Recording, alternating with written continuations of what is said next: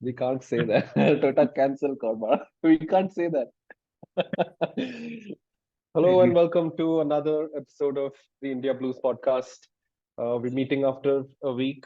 Lot of things have happened since the last time we recorded a video. We've beaten AFC Wimbledon and we've qualified for the next round of the EFL League Cup. Tomorrow we're playing Nottingham Forest, but we'll get to that later. So, what do you think about our match? We've beaten Luton Town as well, so let's not forget that Yeah. with the Yeah. Raheem Sterling masterclass. Yeah. Yeah, Yeah.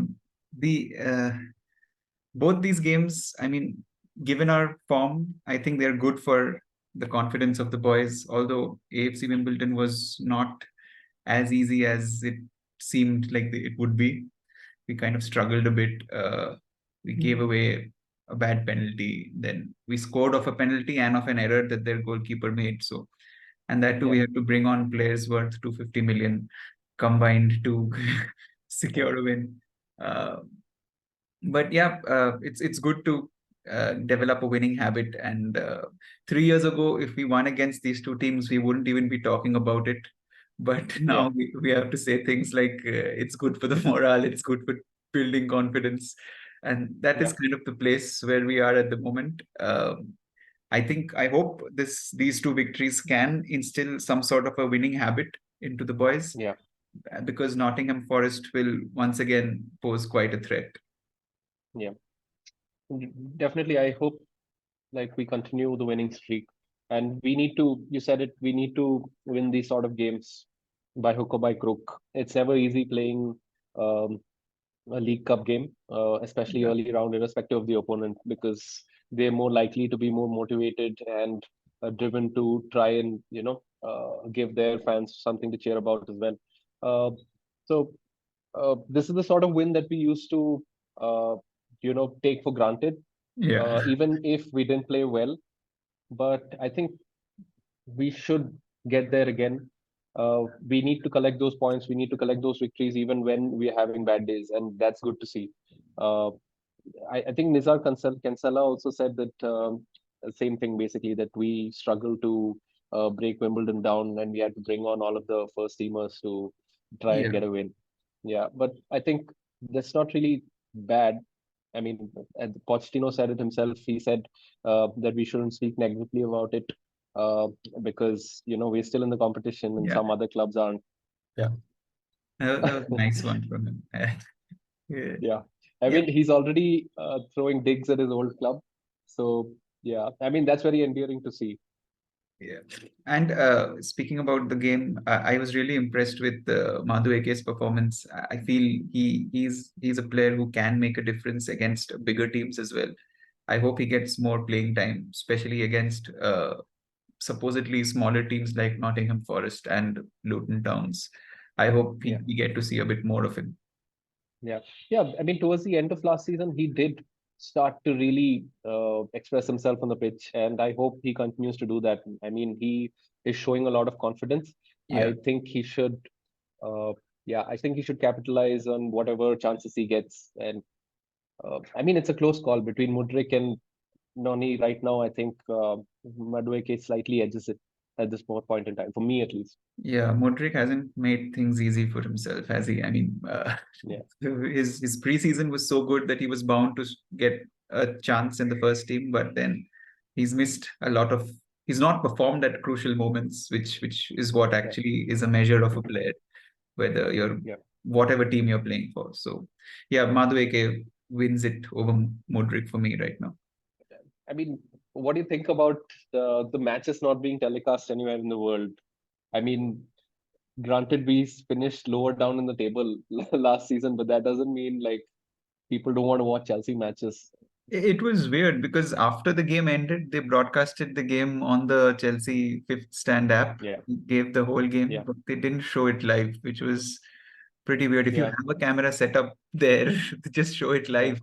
I mean, yeah, I think Chelsea can just launch a subscription service. I think many people will be willing to pay to watch these matches live Yeah. on their own like app. I don't understand why they don't capitalize on that.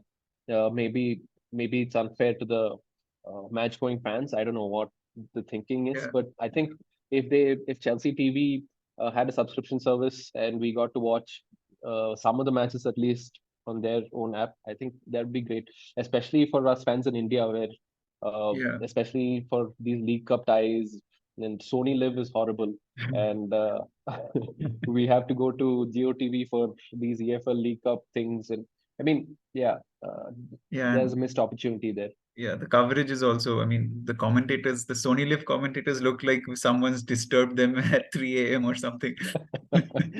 Yeah. It's so flat during Yeah. those big matches also. Yeah. Moving on, let's talk about transfers. We've had the holy grail of outgoing transfers, and Yeah. Lukaku's finally made his way out of the club. Oh, yes, I'll join you. The welcome he received at Rome was very big, Yeah. and I think Yeah. he's happy to be there. So Yeah. best of both worlds for us. He's not going to come crying back, hopefully, in the middle of his loan spell. Yeah, I mean, it is a temporary solution, though. We still need to uh, make sure he doesn't return. I don't think there's an obligation or even an option to buy at the end of this loan term. Yeah, But no, yeah, from what I've been reading, we've reduced a lot of wages of our book, probably 16 million worth of wages just by sending him off for this 1 year. so Yeah, Tammy Abraham is out for the season for Rome, and Mourinho does not have his big, powerful striker up front. So yeah. yeah, it makes sense for him to call up Lukaku, and it makes great sense for Chelsea to offload him for now. Do you think Lukaku will cook up front for Mourinho? Mourinho does have his own style of motivating players, and maybe Yeah, some he knows when to put a hand on the shoulder and when to give a rap on the yeah, knuckles. So it's really going to be interesting to see how he handles Lukaku, because he clearly yeah, needs some motivation and confidence, yeah. and a lot Yeah. of work on his first touch also. I don't think Mourinho can help him with that. Yeah, I think Lukaku does well. I mean, it doesn't matter if the manager is really a tough cookie, or is it tough nut to crack. I think Lukaku does well when he's hyped up and he's made to feel like he's a main man. And Yeah. I think Mourinho definitely has the man management skills to make anyone feel like they're going to lead the line. So I think hopefully Lukaku does really well, and then someone from Saudi Arabia comes with 100 million offer next year for Lukaku, and he's no Yeah. longer our problem. Yeah. So Lukaku leaving for Rome was not our biggest transfer news this week. It was actually Cole Palmer coming to Chelsea Yeah, yeah, from Manchester City for big yeah, money once again for a very yeah, young midfielder. And yeah. according to the reports, he was brought into the team for his distance shooting, his prowess in distance shooting, and given our finishing woes, I think we need someone like that who's not afraid to shoot from the center.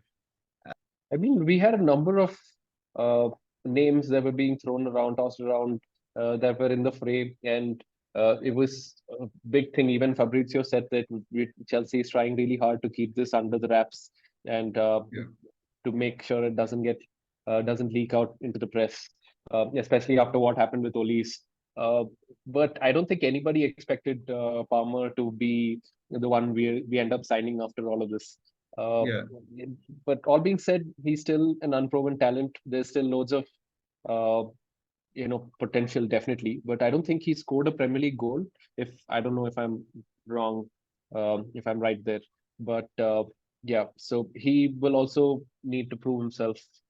Uh, yeah, and I think he'll get plenty of opportunity to do so. Yeah, opportunities are there because we're planning to offload our most experienced midfielder, Conor Gallagher. But Yeah, given the way he's played in these first few games, I really think we yeah, need someone with his work ethic and yeah, his stubbornness in the midfield. I don't think yeah, selling him is a great option for us yeah, right now. yeah. I mean, after really impressing in preseason and doing so well in the first few games of the season, I don't think it makes sense. But some of the decisions that the Chelsea board and the hierarchy have taken have been like I mean, A they're little, questionable to say the yeah, least. Yeah. yeah, a little So here, a little there. yeah, if I wouldn't be surprised if we do let him go. But what's worse is that Spurs are going to sign him. If someone is signing him, Spurs look like the leading candidate.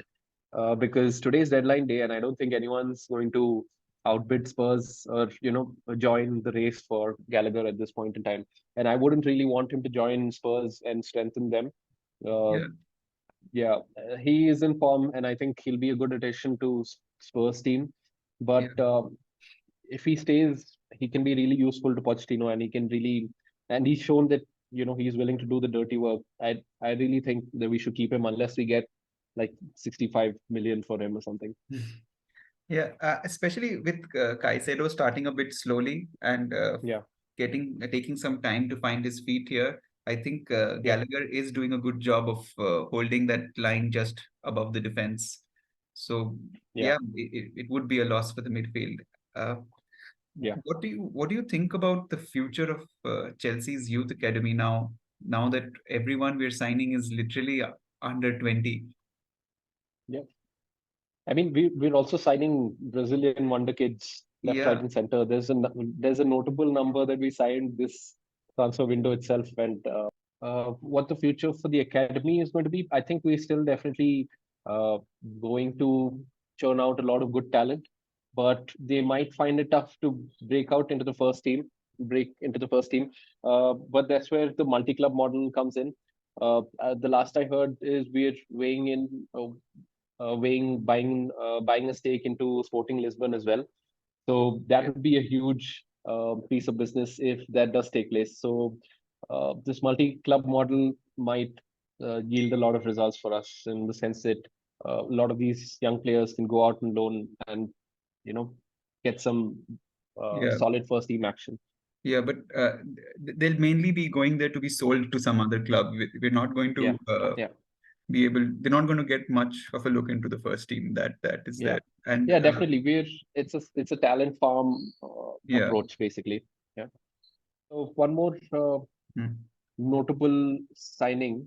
I mean, potential deadline day transfer, not a signing as such. It's another outgoing. Trevoh Chalobah might be reunited with Tuchel. I think if we get good money for him, uh, I reckon it's a good deal. Like, what do you think? At this point, I don't think he'll be getting too many first team chances. I don't think he's going to get too many first team chances at Bayern as well. But yeah, Yeah, if the price is right, then although yeah, I do have a soft spot for Chalobah because uh, yeah, I don't know why he's made a lot of mistakes, but I still like him. He's a squad player who shows up every time he's needed to show up, although he is error prone, but yeah, he loves the badge and he loves playing for this yeah, club. And yeah, he was one of the yeah, players Lampard took under his wing. So yeah, that's why there's that bit of connection with him. But yeah, if we get good money, then Chalobah to yeah, Bayern seems yeah, like a decent possibility for both player and the club. yeah. Who would you rather keep, Chalobah or Gallagher at this point? No, at this point, I'd rather keep Gallagher. I'm just Yeah, saying Chalobah has a soft spot in my heart. That's it. yeah. I think we still need to cover the Palmer fees. So I think one of these two is definitely going out Yeah, before today. You know, uh, before deadline day gets over. Um, Two more potential outgoings are Callum Hudson Odoi to Nottingham Forest. Nottingham Forest, he is going for like really cheap for 5 million yeah. and probably 5 million in add-ons or a sell-on or something like that. So, uh, yeah, I think all the best to him. It didn't work out. It was It was a he had the tragic, potential to be a generational talent. Yeah, yeah, it was a tragic end to his story. It's almost like an yeah, anticlimax, and yeah, his injuries did not help. Uh, yeah, and he did find it difficult to make it into the first team on yeah, at a regular basis, and that is not because of the talent we had at our disposal, yeah, but it is more to do with yeah, him not turning up at the yeah, games we really needed him to make an impact. yeah. I mean, the injury played a big role in, I think, uh, dulling his initial burst of pace, especially. He lost that initial burst of pace. I think he lost a lot of confidence. I remember watching him play before. and he used to be so much more direct. He used to take Yeah. on players, and that's what you know got everyone excited about his potential talent. But yeah, I think hope he rediscovers some of it at Forest, and maybe who knows, how Yeah, things can from progress a from there. potential 40 million move to Bayern to a 5 million move to Nottingham Forest, you have to feel Yeah, bad for him. yeah. The last potential outgoing was Marc Cucurella to Manchester United, but that deal fell through for a number of reasons. There's been reports that uh, uh, United only wanted him until January, just enough to basically cover the injury. Yeah. And yeah, I think that's one of the primary reasons, and also that Pochettino went ahead and played him against Wimbledon. Uh, what do you think? Yeah, that he keeps on doing his best to not go to other clubs. He likes it here. Yeah, And yeah, also, United wanted a $2 million loan fee, whereas Chelsea wanted something in the 5 to 6 million region, and they were not ready to pay that amount for such a small period of time, which makes yeah. sense. I mean, if I were United, I would not pay 5 million for half a season, Kukurea. I mean, is there some sort of communication? Gap in within the dressing room. I mean, if Kukurea is being considered, I mean, for as a potential outgoing this summer, should Pochettino have played him? Against Wimbledon. I Pochettino think probably thought he would put on a masterclass performance against Wimbledon and make United think he was the answer to their solutions, but Kukurea had other plans. yeah. Apart from money and the wages, I don't think there's a single uh, you know factor that contributes that says that we should have kept Kukurea over Hall. I think that's the only thing that Yeah. kept Kukurea at this club. Uh, but Lewis Hall was the one who ended up being shipped away to Newcastle. But so we have Nottingham Forest tomorrow in the evening for us here in India. Uh, what do you think is going to be the outcome? Nottingham Forest have just won one game so far. They're Yeah, not the strongest of oppositions, so I'm expecting Chelsea to, as usual, dominate large parts of the game. But I just hope the moments where we don't dominate, they don't become a West Ham. Uh, so I'm optimistic about this game. Actually, I want Chelsea to win a comfortable 2-0, no heart attack victory. yeah. Uh, They did give United a scare though. So I mean, they might push us hard for a point as well, at least, at the very least. And we've only like played, I think, less than 48 hours ago, so not too much of a gap there as well. So, but yeah, like we said earlier, these are the games we should be winning. So, what are your score predictions for this weekend? mm, I want it to be 2-0, but I think it's going to be 2-1. I'm expecting a goal from our in-man form, Raheem Sterling, and one goal. Inform man, you mean? Yeah, in-form man, Raheem Sterling. In man form. Okay. Yeah, yeah. Raheem Sterling. And probably one from one of the defenders. I don't know who. Yeah. Okay. Um, yeah, so like you pointed out offline, I did get the last prediction right. So let's see if I can get two for two. And especially, I mean, the last prediction is in Luton Town 3-0 against Luton Town. So yeah, maybe I'm thinking it's going to be a low scoring game. Uh, I don't see us conceding though. I think we might keep a clean sheet, whether it's 1-0 or whether it's 2-0. But I would like to see us get over the line. So I think let's just say I'm going to go with 1-0 as our Okay. scoreline. Okay. So Yeah. Do you think we get to see Lavia tomorrow?